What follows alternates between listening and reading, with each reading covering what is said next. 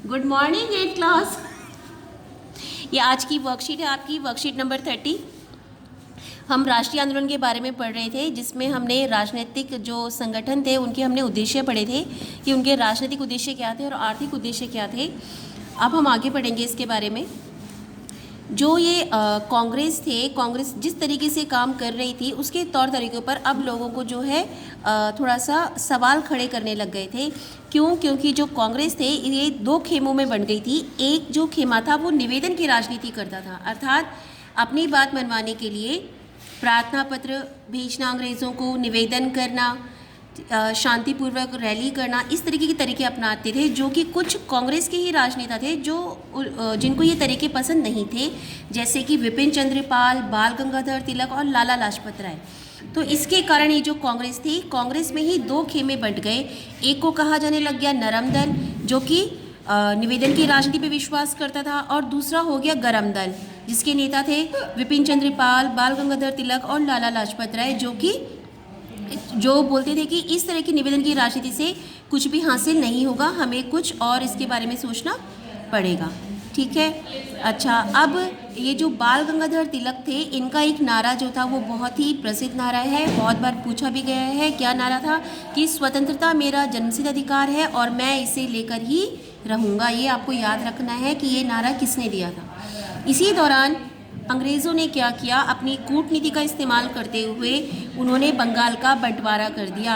याद रखना है, कर्जन, वायसराय कर्जन ने 1905 में बंगाल का बंटवारा कर दिया था। ठीक है। ये जो पूर्वी बंगाल था, ये ब्रिटिश प्रांत का सबसे बड़ा प्रांत था।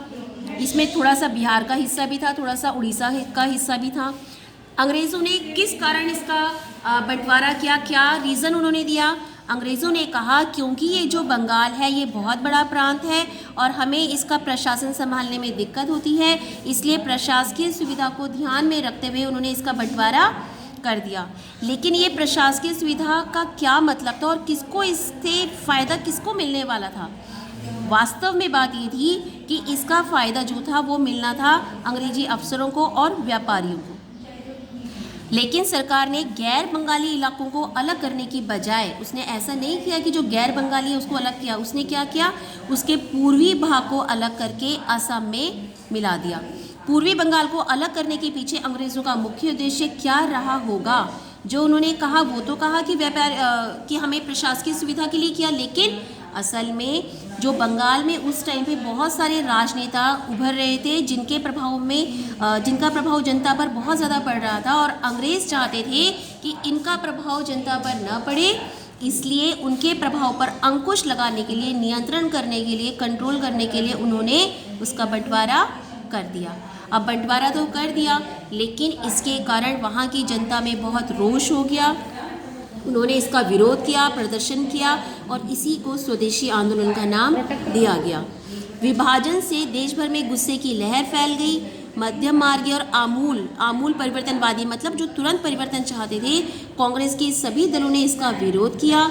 इससे जो संघर्ष उपजा उसे स्वदेशी आंदोलन के नाम से जाना जाता है। एक क्वेश्चन आपका यहाँ पे तैयार है कि स्वदेशी आंदोलन से आप क्या समझते हैं? वह आंदोलन जो बंगाल के बंटवारे के बाद पूरे देश में फैला, उसे स्वदेशी आंदोलन के नाम से जाना जाता है।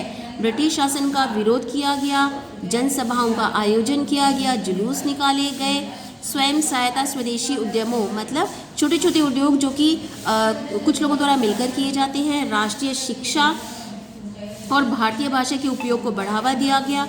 यह आंदोलन बंगाल में सबसे ताकतवर था, परंतु अन्य इलाकों में इसकी अनुकूल फैली, मतलब बंगाल में तो इसका शुरुआत हुई, लेकिन इसका प्रभाव पूरे भारत में दिखाई दिया।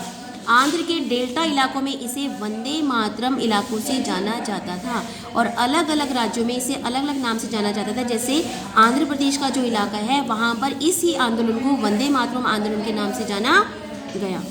कुछ लोग ब्रिटिश शासन को उखाड़ फेंकने के लिए क्रांतिकारी हिंसा के समर्थन थे। मतलब अभी मैंने आपको बताया था नरम दल और गरम दल थे, तो अधिकतर जो नेता थे वो कहते थे कि हमें क्रांतिकारी हिंसा द्वारा ही हम अपना स्वशासन हासिल कर सकते हैं।